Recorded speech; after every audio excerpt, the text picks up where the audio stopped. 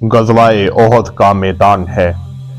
पूरे मदीने में ये खबर फैल गई कि काफरों ने नबी करीम सल्लल्लाहु अलैहि वसल्लम को शहीद कर दिया है। जब ये खबर एक सहाबिया औरत तक पहुंची, उनके पांव थले जमीन ही निकल गई।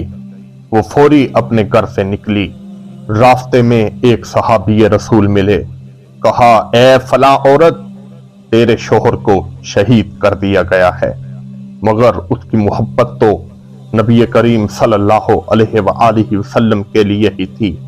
पूछा, ए फला सहाबी, बताओ मेरे आका का क्या हाल है। मुसलमानों थोड़ी सी आगे जाती है। एक और सहाबी रसूल मिले। कहा, ए फला औरत, तेरे भाई को शहीद कर दिया गया है। मगर वो बार बार यही पूछ रही है, बताओ मेरे आका का क्या हाल है। और थोड़ी सी आगे जाती है। एक सहाबी रसूल मिले। कहा, ए फला औरत, तेरे बाप को शहीद कर दिया गया है। मगर उस सहाबिया के ईमान पर सदके जाऊं, उसने ये वाकया सुना हुआ था कि जब तक कोई भी मोमन अपनी जान, मान और तन मन से बढ़कर नबी करीम सल्लल्लाहु अलैहि वसल्लम से मोहब्बत न कर ले, उस वक्त तक वो मोमन मुसलमान नहीं हो सकता। वो फिर आगे गुजरती है। एक सहाबी रसूल मिले।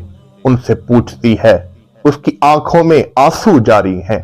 वो बार बार यही पूछ रही है, बताओ मेरे आका का क्या हाल है। वो सहाबी रसूल कहते हैं, मेरे आका खैरियत से है। मुसलमानों सोचो, उस सहाबिया औरत के दिल पर क्या गुजर रही होगी। वो फिर भी खामोश न बैठी। वो बार बार यही कह रही है, मुझे मेरे आका को मिलना है। एक सहाबी रसूल उनको लेकर नबी करीम सल्लल्लाहु अलैहि वसल्लम की बारगाह में पहुंचे।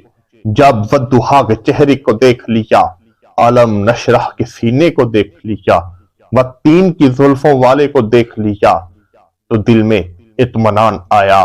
फिर क्या कहती हैं ये अल्फाज, पूरी दुनिया घूमोगे कहीं नहीं मिलेंगे। मेरे प्यारे आका, आप जिंदा हैं। अब मुझे किसी भी गम की परवाह नहीं। मुसलमानों सोचो, जिसका बाप शहीद हो जाए, जिसका बेटा शहीद हो जाए, जिसका खावंद शहीद हो जाए, मगर उसको फिर भी परवाह न हो।